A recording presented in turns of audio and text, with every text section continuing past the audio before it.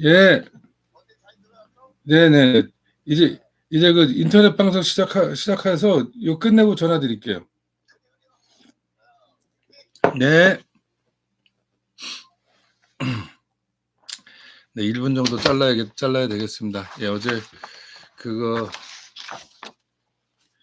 뭐 해도 될 것 같기도 하고. 예, 그래서 제가 지난주에 아마도 그 행사 끝나고 나면 여러 가지 이러저러한 일들로 인해서 오늘 오늘 로마서 여행 오늘 5번째인데 제가 예, 좀 글쎄요, 뭐랄까 많이 지쳐 있네요. 예, 많이 지쳐 있는데 지쳐 있는 건 지쳐 있는 거고 함께 해 나갔으면 좋겠습니다. 어쨌든 정리를 해 보면 133년 만에 그 외장 목을 베는 그런 행사를 어제 어 의미 있게 치렀습니다. 그래서 어 회원회 그리고 다시 신원과 회원하는 그런 자리를 만들었고, 어제는 그 여러 가지 다양한 문화적 행사를 했고, 실적으로 좀 지나치다 할 정도로 많은 그 내용을 좀 했습니다. 그리고 많은 분들이 더 와서 좀 규모 있고 정갈하게 함께 했으면 좋았을 텐데, 내년에는 더 뜻깊게 좀 세계적인 어떤 행사가 됐으면 하는 그런 바람을 좀 저 개인적으로 가져보려고 합니다. 그래서 내년에는 제 182회 의 외장 목베기 가등청정의 목을 베는 그 행사에 더 큰 행사가 있었으면 좋겠습니다. 이제 가등청정에 왜 목을 베야 했냐면, 이제 임진왜란이 일어나고 중앙에 이제 조선의 최정예병 그리고 맹장 신립이 이끄는 그 기마 정예병들이 탄금대에서 권위시 이끼나가죠. 그 가등청정과 일대 회전을 벌입니다. 많은 부분들이 전략 요충지였던 조령을 지키고 있었으면 아마 일본군들이 한양으로 올라오는 길이 막히고 그래서 상당히 오랜 동안 그 고생을 했을 텐데, 그러지 않고 탄금대에서 직접 그 소위 배수의 진을 친다 이러면서 사우스는 거의 전멸을 당했고, 그래서 권위시 이끼나가가 다 정리하고 이제 올라갑니다. 한양으로 바로 그 일본군을 왜군을 몰아서 휘몰아쳐 이제 한양으로 진격하고 있는데, 하루 정도 늦게 도착한 이 가등청정, 이 권위 갓도 하여튼 갓도가 이제 도착합니다. 갓도 무슨 육기나가인데 하여튼 갓도가 도착을 했고, 근데 이미 싸울 군인은 없고 당시 충주성에 있던 그저 국민들의 거의 태반을 거의 절반 이상을 목을 베고 코를 베고 귀를 베면서 그 가증한 짓거리를 했습니다. 그래서 그 충주 가명이 있던 그 충주가 그러니까 충청 가명이죠. 충청 가명이 있던 충주가 공주로 그 가명을 이전할 수밖에 없을 정도까지 그만큼 수많은 아주 잔혹한 그 살육이 있었던 곳이 바로 충주였습니다. 그런 곳이 충주인데 그것이 숙종 38년쯤 되는데, 그때부터 시작해서 그 고종 30년까지 약 180년이 년 동안 이어져 왔던 그 외장 목베기 행사가 됐다가 어제 133년 만에 다시 재현됐다라고 하는 것입니다. 이것의 의미는 무엇이냐?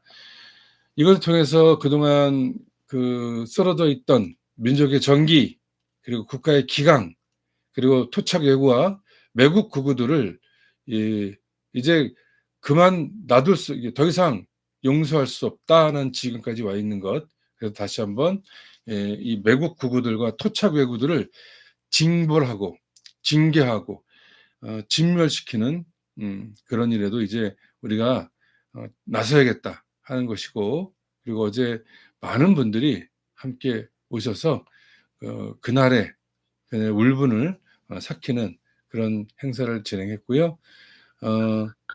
내년에는 더 멋지게, 가능하면 탄금대에서 마상 시범도 좀 하고, 그래서 그 국제적 행사로 거듭날 수 있도록 했으면 좋겠습니다. 실제로 지금 이 대한민국에서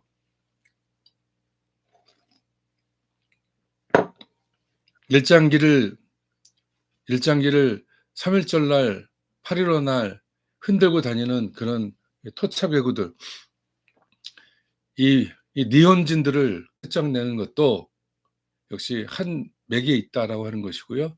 그래서 이것을 전 세계적으로 알려서 전 세계 모든 인민들이 이 임진왜란 때 그 추악한 짓을 했던 그 일본 놈들을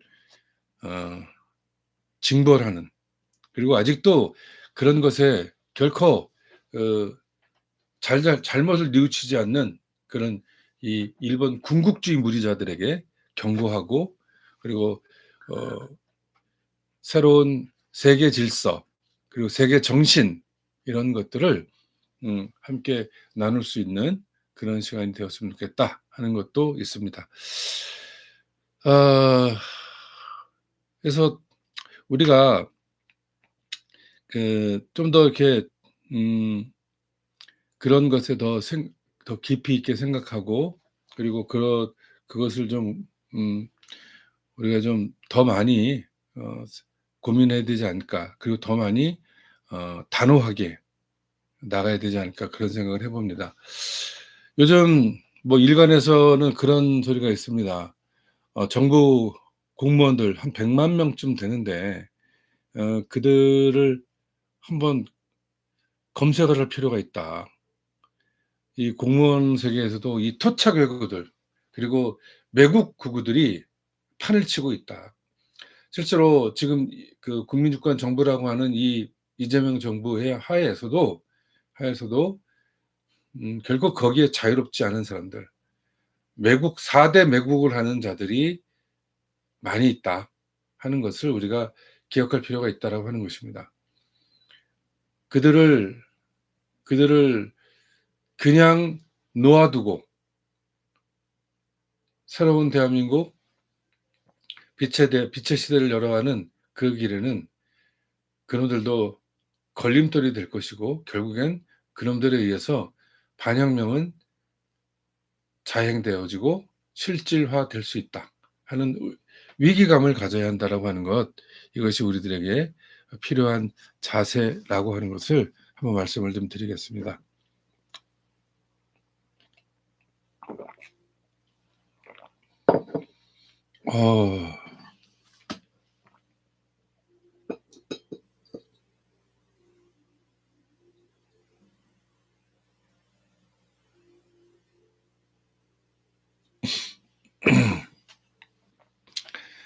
예, 뭐 3시 반이라는 시간이 그렇게 돼서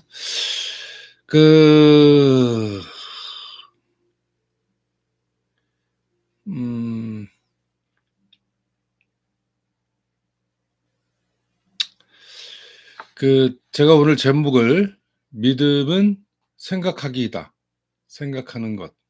믿음이라고 하는 것은 그냥 어떤 무조건적인 복종이나 무조건적인 순종, 그리고 철저한 자기 굴종적 자세와 태도가 아니고, 믿음이라고 하는 것은 우리의 생각들을 보다 구체화하는, 우리의 상상력을, 그리고 우리가 갖고 있는 모든 감각들을 굉장히 최고조로 발양시켜내는 것이 믿음이다. 우리가 이제 소위 아리스토텔레스에 의해서 만들어진 공통 감각이라고 하는 것이 있는데, 사실 생각하기라고 하는 건 바로 이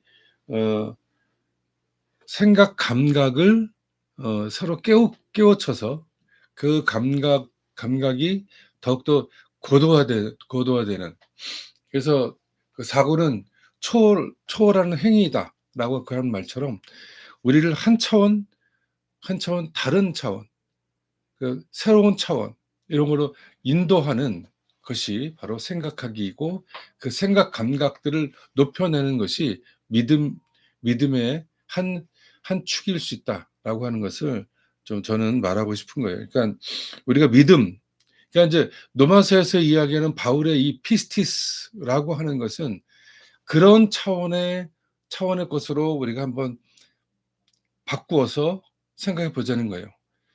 믿음만이 우리를 구원한다는 말. 근데 그 믿음이 도대체 뭘까? 이 피스티스라고 하는 것이 단순히 그냥 뭐 무슨 뭘 하나님 믿습니다. 이 믿습니다의 이것이 그냥 언어적 유희나 혹은 그, 난 믿어. 이것인가? 이것이 얼마나 굉장히 다양하고 그리고 다기한 것들이 모아지고 웅축되어져서 그 엄청난 상상력들이 발양되어지는 그 과정에서의 믿음이 바로 이 로마서에서 이야기하는 믿음 아니겠는가? 아니 그런 믿음이어야지 진정한 믿음이 아닌가 하는 것입니다. 주여 믿습니다. 도대체 뭘 믿는다는 거예요? 그 믿음의 정체, 그 믿음이 우리를 어떻게 변화시킬 것인가? 반향을 일으켜서 새로운 진로, 새로운 길로, 새로운 그 진실을 향해서 정의를 향해서 나갈 수 있게 하는가? 이런 것이 바로 믿음에 관한 이야기 아니겠는가 하는 것을 저는 생각해 우리가 좀 더 보다 깊이 그리고 분명하게 생각해 해야 되지 않나 하는 것을 말씀드리는 것입니다. 그래서 믿음은 이 그래서 바울의 이 피스티스를 철학적으로 해석한다는 것, 그가 말한 믿음이 단순한 종교적 태도가 아니라 존재론적 정치적 사건이었다는 것이 우리가 한번 이 로마서를 읽는 그 출발선상에서 그렇게 한번 생각해 보자라고 하는 것입니다.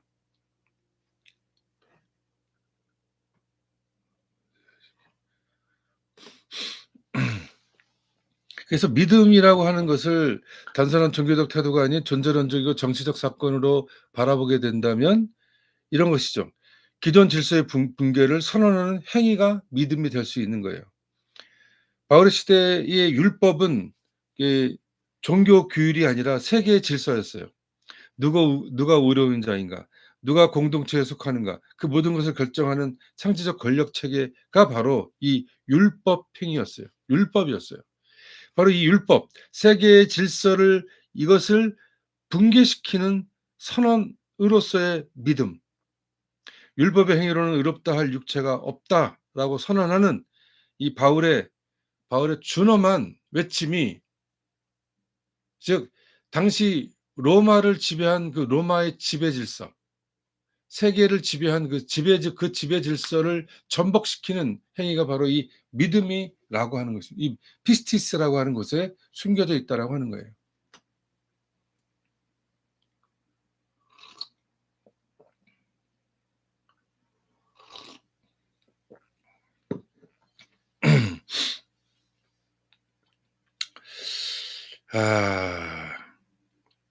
약간 좀 철학적인 이야기를 좀 하면 믿음은 기존 질서의 근거를 부여하는 이벤트에 대한 응답이다라고 얘기할 수 있다고 합니다. 그래서 바울을 제가 정치적 혁명가라고 이야기하는 그 준거도 여기 있는 거예요. 의로움의 근거는 행위가 아니라 전적으로 타자의 은총이라고 말하면서 주체의 자격이 아닌 무조건 수용이 질서의 기초가 된다는 새로운 세계관, 바로 그것이 바울의 믿음이라고 하는 거예요. 무조건적인 수용, 새로운 질서의 기초를 만들어내는 새로운 세계관. 지금 율법에서 우리를 옥죄했던 그 세계관, 로마가 지배했던 그 세계관이 아닌 새로운 세계관으로 받아내야 한다는 것이고, 바로 그 사건, 그 무조건적 수용을 통해서 새로운 주체의 탄생이 이루어진다는 거예요. 알랭 바두이에 의하면 그렇다는 것입니다. 보편적 개별성이라고 하는 것은 바로 새로운 우주 질서, 지금 기존의 질서가 아닌 새로운 우주 질서 속에 그 속에서 탄생되어지는 새로운 주체의 탄생. 그것이 바디우가 성 바울 보편주의 기초에서 이렇게 말합니다. 바울은 진리의 주체가 어떻게 탄생하는지 보여준다. 믿음은 사건을 충실히 하려는 주체의 결단이다. 여기서 사건은 예수의 죽음과 부활이다. 그러나 이 사건은 단지 신화적 사건이 아니라 기존 질서로서는 설명 불가능한 초월적 균열이다. 믿음이란 이 균열을 받아들이고 그 사건이 여는 새로운 질서에 충실함으로써 주체로 태어나는 행위다. 믿음은 설명 가능한 세계에서 의미 불가능한 사건으로 이동하는 용기, 다시 말해 주체가 자기 이치를 잃는 것을 감내하는 결단이라고 하는 거죠. 기존의 질서 체계에서 기존의 질서 체계를 따르고 거기에 순응하고 응대하는 것이 아니라 새로운 사건의 행위로서의 사건이 행위로서의 그 완성이 바로 새로운 믿음이라고 하는 거예요. 믿음은 율법과 욕망의 기계를 정지시키는 행위다라고 하는 것입니다. 율법과 욕망의 기계라는 것은 무엇일까요? 율법은 금지함으로써 욕망을 낳습니다. 하지 말라는 명령은 하고 싶다는 충동을 만들어내죠. 그죠? 락강이나 지적에 의한 해석입니다. 이 구조 속 인간은 죄책과 욕망의 순환 속에 갇히는 거예요. 믿음으로 의롭다함을 얻는다는 선언은 이 욕망 율법의 메커니즘을 정지시키는 행위인 것이에요. 믿음은 더 이상 내가 무엇을 해야 하는가의 질문이 아니라 이미 완성된 은총을 받아들이는 것이기 때문이에요. 믿음은 이 소위 말해서 이 무엇을 함으로 인해서 무엇이 되는 것이 아니라 이미 완성된 이 은총을 전적으로 무조건적인 수용을 통해서 새로운 우주 질서 속에 편입되어지는 그 주체가 만들어지는 거예요. 믿음은 결핍의 구조를 넘는 행위, 즉 해야 한다에서 이미 충분하다로의 전환을 이야기하는, 이미 충분한 거예요.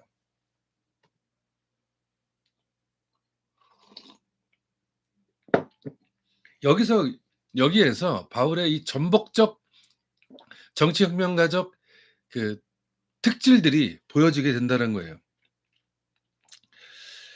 이게 이제 락강까지 얘기는 하지 말고, 이 믿음은 보편주의의 정치다. 보편주의. 그렇게 얘기했습니다. 바울에게서 믿음은 누구 안에 있고 누구 밖에 있는가를 결정하는 경계를 붕괴시켜 버려요. 그래서 호모사케르적 영역의 해체로 보는 거예요. 즉 배제단자들이 포함되는 순간 정치적 포함의 논리가 뒤집히는 것이고, 결국 믿음은 배제 없는 공동체, 율법에 의한 구별이 사라진 세계를 여는 정치적 선언이 바로 이 피스티스에서 담겨져 있는 것이라고 얘기할 수 있고, 그것을 우리가 철학적, 정치적, 존재론적 의미로 새롭게 해석할 필요가 있다고 하는 것이에요. 여러분 생각은 어떠십니까? 여러분이 생각했던 기존의 바울이 이야기하는 믿음으로 말미암아 구원을 얻는다. 믿음만이. 근데 그 믿음이라고 하는 것 자체가 이러한 존재론적, 정치적, 그리고 우주론적 대전환을 이야기하는 것이라고 하는 것. 여기에 여러분이 동의하실지 어실지는 모르겠으나 그런 것들이에요. 그런 것들을 통해서 바울의 믿음은 율법적 세계의 무너짐 속에서 새롭게 탄생하는 주체의 결단이자 모든 구분과 배제를 해체하는 보편적 사건에 대한 충실성이라고 하는 것입니다. 주체의 결단이고 보편적 사건에 대한 충실성으로 우리가 이야기할 수 있다고 하는 것이에요. 그래서 저는 여기에서 현대적으로 바울의 이 믿음은 저는 디센트럴라이즈드 데모크라시, 즉 분권적 민주주의 관점에서 다시 한번 바라볼 수 있지 않겠는가? 그래서 제가 이 율법 중심 구조에서, 율법 중심 구조는 바로 이 중앙 집권적 시스템이라고 하는 거예요. 오늘 대한민국의 민주주의는 이 율법적 중심 구조가 아닌 중앙 집권적 시스템이 아니라 분권적 시스템으로 바뀌어야 한다는 거예요. 그래서 이거를 이제 소위 말해서 현대적 용어로 쓰면 율법은 중앙 코드가 되는 거고 제사장은 검증자가 되는 것이고 행위는 트랜잭션이라고 얘기할 수 있고 의롭은 합법적 승인.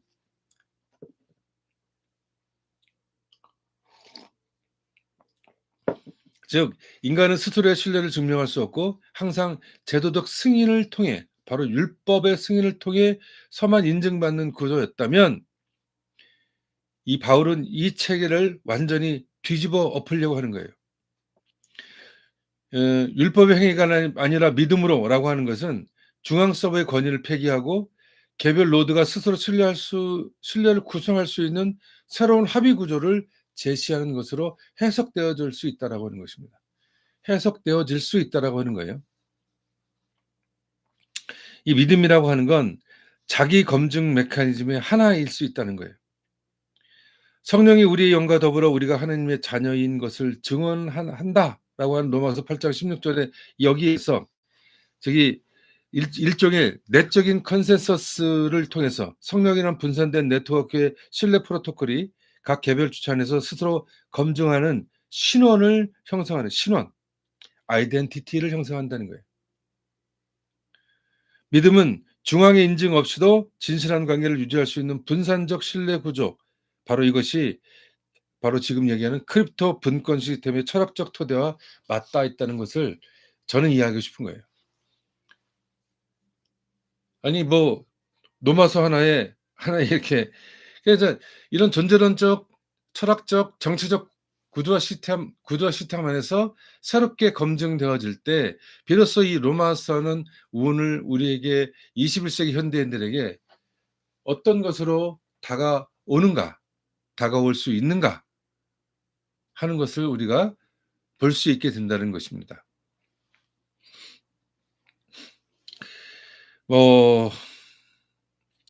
여기 믿음의 정치는 탈권위적 보편주의고 그리스도 안의 공동체는 탈경계적 분산 네트워크이고 이런 이야기들. 즉 현대적으로 얘기하면 블록체인 방식의 네트워크를 통해서 검증이 되고 그 검증 자체가 곧 존재 증명이 되는 그런 구조. 이런 것 안에서 우리가 다시 한번 소위 분권적 사고를 해야 된다. 분산적 사고를 해야 된다. 그리고 네트워크적 사고를 해야 된다. 그리고 탈권위적 보편주의. 이 바울이 말한 믿음으로 인한 의로움은 정치적으로는 권위의 붕괴와 수평적 질서의 창조를 의미한다라고 하는 것입니다. 믿음이라는 것이 어떤 굉장히 수직적이고 권위적이고 그냥 중앙 집중적인 것이 아니라 탈권위, 탈중앙, 그다음에 수직적인 것이 아니라 수평적 질서 구조로 들어가야 한다는 거예요. 그래서 이 공동체가 되어지면 사제, 민족, 신분의 권력이 해체되고 모든 구성이 동등한 은총의 자격을 갖는 탈위계 구조를 이루게 되는 거예요. 모든 구성이 동등한 은총의 자격을 받게 되는 거예요. 이것이 곧 분권 민주제의 윤리적 기초가 되어지는 것입니다. 그래서 중앙 권력, 율법과 제사장은 사라지고 분산된 신뢰, 믿음과 성령의 증언이 사회의 정당성을 구성하며 참여자 간의 수평적 합의, 컨센서스가 공동체 질서를 세우게 되는 거예요. 지금 대한민국에서 합의라고 하는 건 존재하지 않습니다. 아니 대화 자체가 제대로 이루어지지 않는다. 그렇죠?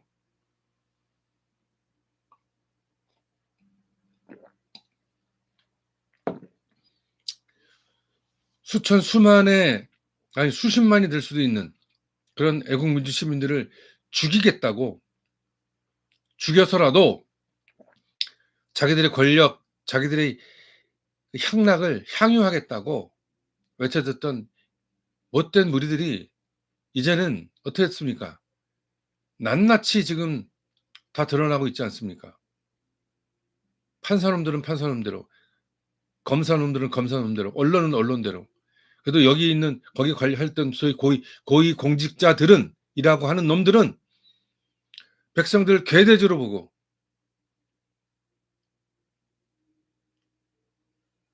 개돼지를 보고 다 죽여도 되고 자기들은 그렇게 해도 되고 하는 이야기를 하는 것입니다. 이것이 이렇게 만들어지는 것도 종교적 권위, 부패 마찬가지입니다. 로마서를 통해서 세상의 권력에 순응하라? 그렇지 않습니다. 맥락으로 보면 그게 아닌 거예요. 전혀 새로운 재해석이 이루어져야 함에도 불구하고 자기들의 그 탐욕을 위해서 그런 것들이 다 애써 묵과되고 그리고 무시되고 그 패대기 쳐지는 팽개쳐지는 그런 일이 벌어진다라고 하는 것입니다. 네. 뭐 그래서 이런 거죠. 바울의 믿음은 거버넌스 형태가 아닌 윤리적 프로토콜인 거예요. 이거는 새로운 법을 만드는 것이 아니라 법 없이도 유지되는 신뢰 기반의 질서, 즉 grace as protocol, 즉 거룩한 질서를 만들어내는 거예요. 그래서 바울이 이야기하는 이 새로운 세계 질서, 새로운 우주 질서, 새로운 보편적 질서는 또다시 무엇을 만들어내는 것이 아니라 그런 것들이 아예 없는, 그런 것들이 필요 없는, 그래서도 충분히 함께 신뢰하는 그런 질서를 만드는 것. 그래서 바울의 믿음은 분권 민주제의 원형이 될 수 있습니다. 율법 없는 질서를 꿈꿨습니다. 이는 무질서가 아니라 관계적 신뢰에 의한 유지되는 새로운 질서인 거예요. 그가 말한 믿음의 공동체는 신뢰가 중앙집권적 통제 없이 분산되어 있는 자율적 수평적 네트워크 사이의 예언적 모델이라고 할 수 있는 거예요. 제가 그래서 이 바울을 통해서 물론 로마서를 통해서도 마찬가지지만 이러한 것들을 우리가 한번 밀고 나갈 수 있는 거예요. 바울의 믿음은 분권 민주제의 영적 존재론적 기초가 될 것이고 기술이 아닌 윤리적 프로토콜로서의 블록체인 철학의 형태로 우리가 함께 접근해 볼 수 있다 하는 것이, 그래서 현대적 해석으로 우리가 나아갈 수 있다 하는 것을 먼저 제안해 드린다라고 하는 것입니다. 오늘 5번째, 이제 수정은 좀 이따 해야 되니까. 수정할 수 있나? 또 이게 뭐 하다가 잘못되면 또 끝나니까. 자, 오늘 본문을 읽으면서 오늘은 본문을 읽어 나가겠습니다. 우리 지난 시간에 17절까지 복음에는 하나님의 의가 나타나서 믿음으로 믿음에 이르게 하나니 기록되어 오직 의인은 믿음으로 말미암아 살리라 함과 같으니라. 오직 의인은, 이게 이신칭이라고 하는데, 이 의인, 이 믿음, 이것은 기존의 의인과 기존의 믿음 체계와 다른 완전히 전복된, 혁명적으로 뒤바뀌어져 있는 그 믿음, 그런 의인이라고 하는 거예요. 새롭게 탄생된, 새로운 탄생으로 만들어진, 그래서 무조건적인 수용을 통해서 새로운 주체의 각성과 탄생과 각성이 이루어지는 그 현장이 바로 이 의인은 믿음으로, 소위 이신칭이라고 하는 이것. 그럴 때 여기에서 의인과 믿음에 대한 해석은 어디에도 없어요. 이것에 대한 분명한 우리의 새로운 각성이 필요하겠다라고 하는 걸 말씀을 좀 드립니다. 그래서 오늘은 18절 이하 쭉 한번 저희가 읽어보고 다음 주에는 2장을 좀 함께 하도록 하겠습니다. 자, 18절입니다.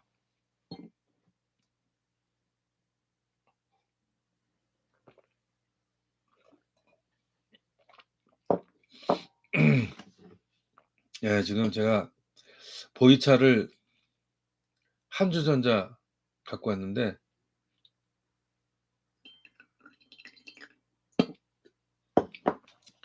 한 번 더 먹으면 될 것 같고, 오늘 좀 많이 요번 주 내내 좀 많이 지쳐 있었던 것으로 보여집니다. 많이 지치고 해서 오늘도 좀 막 컨디션이 이렇게 막 뿜어져 나오지 않지만 이것도 늘 11시에 하다가 지금 3시 반으로 했더니 그래도 기다리시던 분들이 제가 어제 좀 무리를 좀 해서 그랬습니다. 여러분, 하여튼 이것도 좀 그래서 토요일 날은 가능한 한 뭐 다른 일 없게 해야 되겠다 하는 생각을 많이 합니다. 토요일 날 그래도 제가 이 노마서 강해를 적어도 토요일에서는 좀 그래도 한번 꼼꼼하게 준비를 해야 되겠다 생각을 하고 있어서,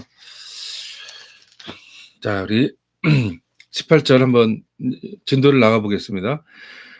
하느님의 진노가 불의로 진리를 막는 사람들의 모든 경건하지 않음과 불의에 대하여 하늘로부터 나타나나니, 그죠? 불의로 진리를 막는 사람, 경건하지 않는 사람, 불의에 대하여 하늘로부터 그런 것을 불의에 대하여 하늘로부터 나타나니 이는 하나님을 알만한 것이 그들 속에 보임이라. 하나님께서 이를 그들에게 보이셨느니라. 그러니까 이미 다 알려줬다는 거예요.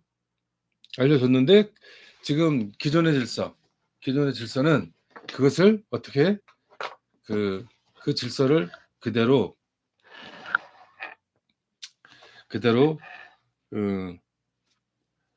하나님 앞에서 악을 행하고 있다라고 하는 것입니다.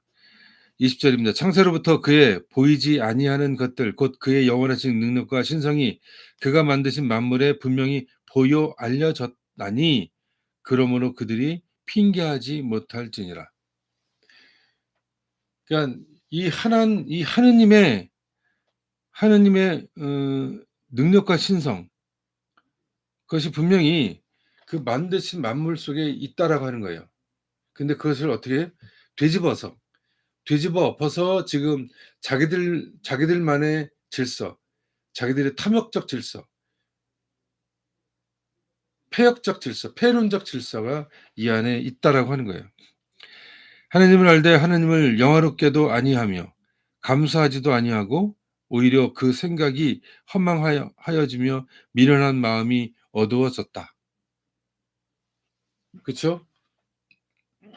오히려 그렇게 사는 것이 온당하고 마땅함에도 불구하고 그렇게 살지 않는 거예요. 하느님의 나라가 우리들하고는 상관이 없는 거예요. 자기들의 나라, 자기들의 욕망과 탐욕의 나라. 그렇잖아요. 김건희, 윤석열이 자기들, 그리고 거기에 불붙어 있는 이 쓰레기 같은 한덕수, 최영목이 이런 잡놈의 새끼들, 거기 김은수 같은 놈들, 거기에 이낙연 같은 이 쓰레기들, 그런 쓰레기들이 그것을 뒤집어 엎으려고 하는 겁니다. 지금 여러분, 대한민국에서 지금 이 빛의 혁명을 통해서 만들어진 이 세상이 또다시 그런 이 영화롭게도 하지 않는 것은 둘째치고라도 오히려 하나님을 모욕하고 하나님의 일을 해방하고 하나님의 일을 저주하고 조롱하는 그런 무리들을 결코 용서해서는 안 된다라고 하는 것입니다. 그러면서 스스로 지혜 있다 하니 어리석게 됐고 썩어지지 않은 하나님의 영광을 썩어질 사람과 새와 짐승과 뛰어다니는 동물 모양의 우상으로 바꿨느니라. 스스로 지혜 있다 하는데, 그래서 여기 보면 여기 썩어질 사람을 우상으로, 새, 짐승, 기어다니는 동물 모양의 우상으로 그것을 다 바꾸어 놓은 거예요. 무엇을? 하나님의 영광을, 하나님의 정의, 하나님의 심판, 하나님의 진리, 이런 것들을 다, 이런 썩어져 갈 것들을 다 해서 다 뒤집어 엎은 거예요. 여러분, 가끔 어떤 사람이 그러는데 민주주의 반대말이 공산주의다. 그런 무식한 자식들이 있어요. 막스에 의하면 원시공산제, 노예제, 봉건제, 자본제, 그다음에 사회제 넘어가서 공산제가 있는 거예요. 여기 이때 제라고 하는 것은 뭐냐면 생산수단을 누가 갖고 있냐, 생산수단이 무엇이냐에 따라 달라지는 거예요. 원시공산대는 딱히 어떤 생산수단이라고 하는 것이 소유되지 않았어요. 근데 그 이후에 노예가 만들어지면서 노예가 그 모든 것들을 생산해내요. 그 봉건제는 그런 위계 질서 속에서 봉공과 봉토를 나눠주고 그 영주와 그 밑에 있는 농노들에 의해서, 그 자본제는 생산수단에 이제 돈이 되는 거예요. 돈으로 표시되어지는 자본, 생산을 만들어낼 수 있는 생산수단.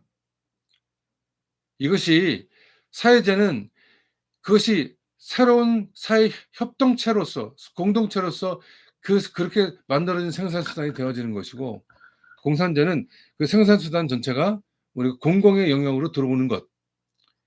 이게 뭐 민주주의와 공산주의가 차이가 있습니까? 민주주의의 반대면 독재주의지.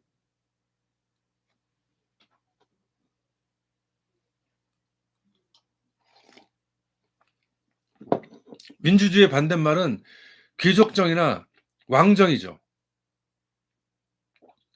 그런 것들이 하면서 그런 것에 자꾸만 이데올로기를 만들어요. 그래서 그렇게 해서 그 썩어져 없어질 것들에 대한 사람과 새와 짐승과 기어다니는 동물 모양으로 우상을 섬기고 우상을 만들고 그걸 섬기라고 얘기하는 거예요. 그런 건 다 썩어져 버릴 것들이라고 하는 것입니다. 그러므로 24절입니다. 그러므로 하느님께서 그들의 마음에 정욕대로 더러움에 내버려 두사 그들의 몸을 서로 욕되게 하게 하셨으니, 정욕된 마음, 그들의 몸을 서로 욕되게 했다라고 하는 것입니다. 예? 25절, 이는 그들이 하느님의 진리를 거짓 것으로 바꿔 피조물을 조물주보다 더 경배하고 섬김이라. 주는 곧 영원히 찬송할 이시로다. 아멘. 그래서 그런 것들이 아니라 우리의 주는 하느님은 영원히 찬송 받으셔야 된다라고 하는 것을 이야기하면서, 우리가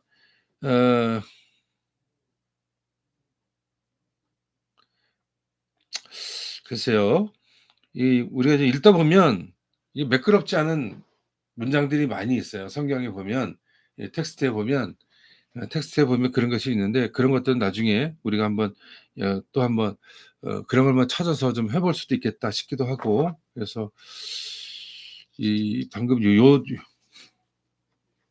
대목은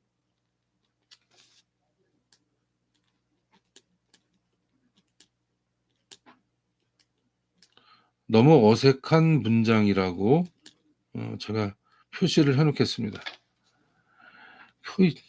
이게 좀 웃겨. 다른 번역도 좀. 자, 26절.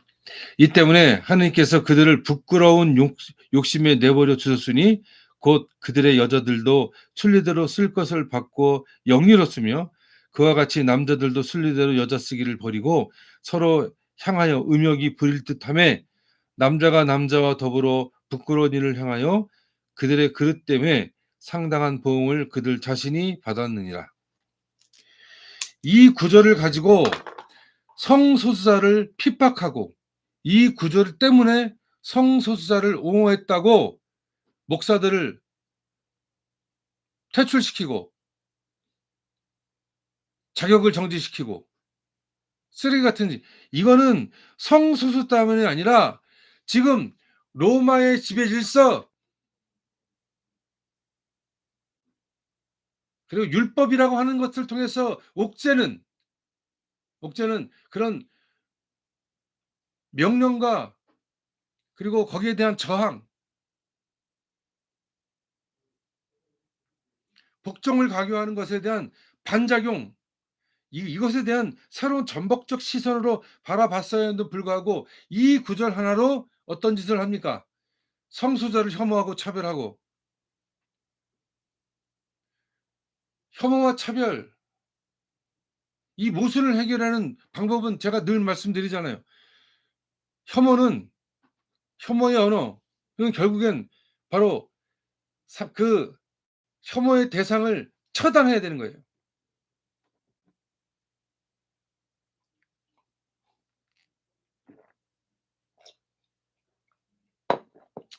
그래서 제가 계속 말씀을 좀 드리지만 혐오와 차별의 언어는 우리가 확실하게 근절시켜야 될 언어입니다. 우리 안에서 없애버려야 돼요. 막말로 새로운 국민주권 정부에서 비상하는 대한민국, 예? 소득 즉 5만 불의 시대를 살아가게 될 그 대한민국. 그럼 그들에게서 지금 이 매국 구구들, 이 토착 외구들을 완벽하게 근절시켜 낼 때 비로소 그것이 가능하다는 것을 저는 말씀드립니다. 이건 혐오의 언어가 아니에요, 이건. 예? 이건 정의의 언어고, 이건 하느님의 언어인 거예요. 진리의 언어인 거예요, 이건. 역사가 그렇게 우리에게 얘기하고, 지금 시대 정신을 반하고, 역사를 왜곡하고, 역사를 회파하고, 회절시키는 무리들. 그런 놈들이 지금 작당을 하고, 각오를 하고, 진짜 이 곤란하면 죽겠구나 해서 저렇게 개거품 물고 지랄 발광들을 하는 것입니다. 미친 개와 어떻게 협의할 수 있겠습니까? 어떤 컨센서스를 얻을 수 있겠어요?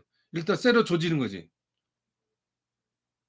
침을 질질 흘리면서 으르렁거리며 이빨을 드러내는 그 미친 개새끼에게 무슨 컨센서스가 있습니까? 무슨 대화 타입이 있습니까? 일단 조져야지. 무섭게 일단 조져야 되는 거예요. 무섭게.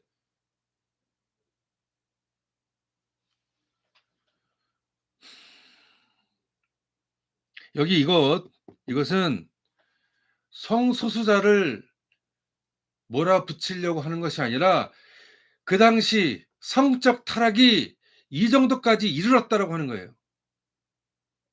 예? 성적인 타락이 극악하게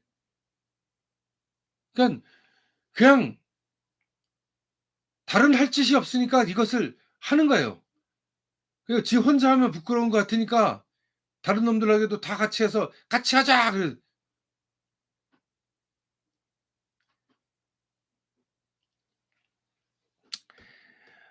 또한 그들이 마음에 하나님 되기를 싫어하며 하나님께서 그들을 그 상실한 마음대로 내버려 두사 합당하지 못한 일을 하게 하셨으니 곧 모든 불의, 추악, 탐욕, 악의가 가득한 자요, 시기, 살인, 분쟁, 사기, 악독이 가득한 자요, 수군수군하는 자요, 비방하는 자요, 하나님께서 미워하시는 자요, 능욕하는 자요, 교만한 자요, 자랑하는 자요, 악을 도모하는 자요, 부모를 거역하는 자요, 우매한 자요, 배역하는 자요, 무정한 자요, 무자비한 자라.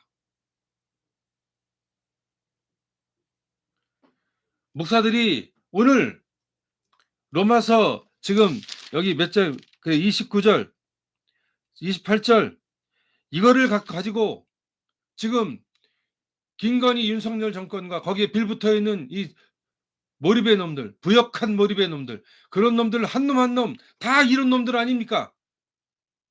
다시 한번 읽어드릴게요. 바로 그런 놈들에게 합당하지 못한 일을 그냥 내버려 두는 거예요. 왜? 징벌하기 위해서. 모든 불의, 추악, 탐욕, 악의가 가득한 자요, 시기, 살인, 분쟁, 사기, 악독이 가득한 자요, 수근수근하는 자요, 비방하는 자요, 하나님께서 미워하신 자요, 능욕하는 자요, 교만한 자요, 자랑하는 자요, 악을 도모하는 자요, 부모를 거역하는 자요, 우매한 자요, 배역하는 자요, 무정한 자요, 무자비한 자.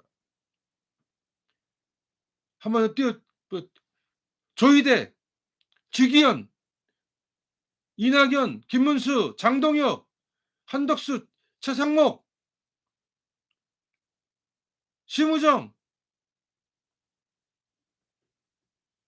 쭉 한번, 임성근 거기에 빌붙어 있는 놈들, 김건희 거기에 빌붙어서 꿀을 빨았던 놈들, 배꼽을 맞추며 희낙낙거렸던 놈들, 그런 놈들 다 여기 들여서 한 놈 한 놈 법을 왜곡하고 사건을 조작하고 날조하고 하는 놈들, 그런 놈들이 여기에다 포함되어 있는 거예요. 이런 놈들에 대해서는 한마디도 말도 못하는 이 더럽고 추악한 목사 새끼들, 그런 새끼들이 무슨 목사입니까? 마귀 새끼들이지. 여기서 얘기하는 사기, 시기, 질투, 배역하는 놈, 무능한 놈, 모자란 놈, 병신 같은 놈, 쪼다 같은 놈, 개 돼지만도 못한 놈.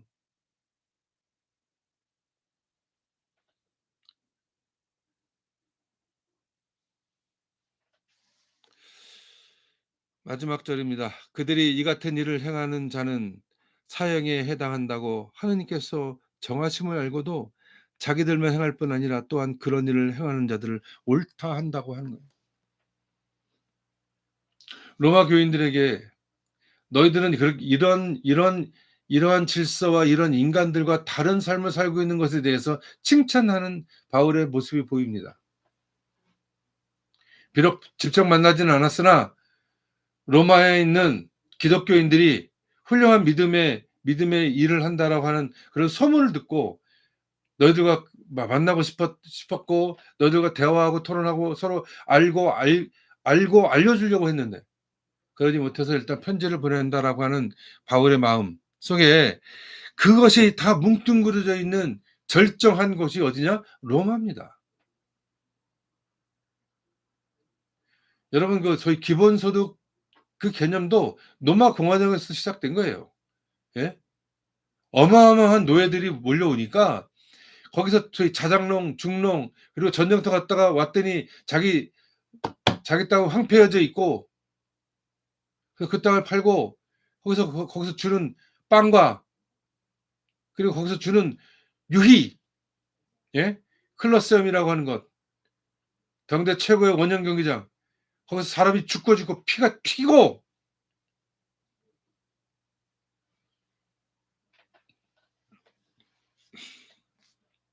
그 속에서 그냥 수근수근하고 비방하고 하나님을 미워하고 능욕하고 교만하면서 자랑하고 끝없이 악을 도모하는 그런 악의 중심이 바로 로마였고 그 로마에서 그것을 견뎌내며 그 믿음을 지켜냈던 그 믿음, 너희들이 지켜낸 그 믿음은 그런 위대한 믿음이다라고 하는 새로운 보편적 세계의 질서를 만들어낸 우주적 질서 속에 주체로서 거듭나고 그래서 새로운 정치적 희망으로 새롭게 태어나는 그 믿음의 일꾼들에게 무한한 신뢰와 애정을 보내는 그런 표현이라고 하는 것입니다. 이렇게 읽으면 로마서가 전혀 새롭게 읽혀지지 않겠습니까? 그래서 믿음이라고 하는 것은 생각을 하지 못하게 하는 것이 아니에요. 생각을 없게 하는 것이 아니에요. 생각을 중단시키고 판단을 중단시키는 것이 아니라 오히려 그것을 더 깊게 더 광범위하게 몰아붙여서 나아가는 것이 믿음이라고 하는 것입니다. 바로 그 믿음을 믿음답게 만들어 가야 하는 것이 오늘 우리들의 책무요. 그리고 믿음의 사람이라고 하는 사람이라면 새로운 하느님의 우주적 질서 안에 우리 스스로를 편입시키고 그 속에서 주체로서 거듭나는 일을 해내야 하는 것이 마땅하다는 말씀을 드리도록 하겠습니다. 오늘 로마서 떼목과 함께 떠나는 로마서의 여행 5번째 믿음은 생각하기다 라고 하는 제목으로 오늘 함께 했습니다. 1장을 함께 읽었는데 여러분도 다시 한번 한 주간 1장을 한번 읽어보시고 한 주간 그냥 로마서를 한번 쭉 틈나는 대로 한번 읽어봐 주십시오. 공동번역이라 새번역으로 읽으시면 훨씬 편안하실 겁니다. 공동번역이나 새번역 훨씬 물론 번역이라고 하는 것이 완벽한 번역은 존재하지 않습니다. 그러나 내가 읽기 편한 번역으로 읽으시는 게 좋아요. 무슨 이 개역 개정판이 제가 공부한 책이 이거여서 제가 이걸 들고 있는 거지. 저도 공동번역, 새번역 다 있거든요. 또 쉬운 성경도 있고 그런 것들이 있으니까 한번 어떤 공동번역이나 이런 걸로 한번 다음 시간에 공동번역을 한번 읽어보도록 하겠습니다. 그래서 얼마나 좀 다른지.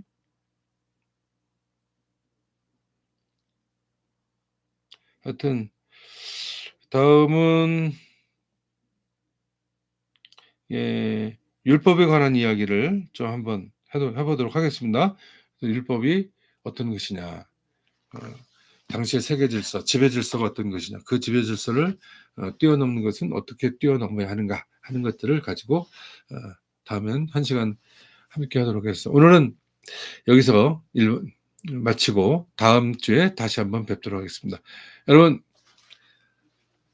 한 주간 또 힘차게 현장에서 뵙고요. 또 다음 주에는 또 주일날 다음 주 11시에 할 수 있도록 하겠습니다. 좀 많이 제가 좀 한 주간 좀 무리를 했는지 많이 좀 이렇게 축 처져서 다음 주에 뵙도록 하겠습니다. 여러분 사랑하고 고맙습니다.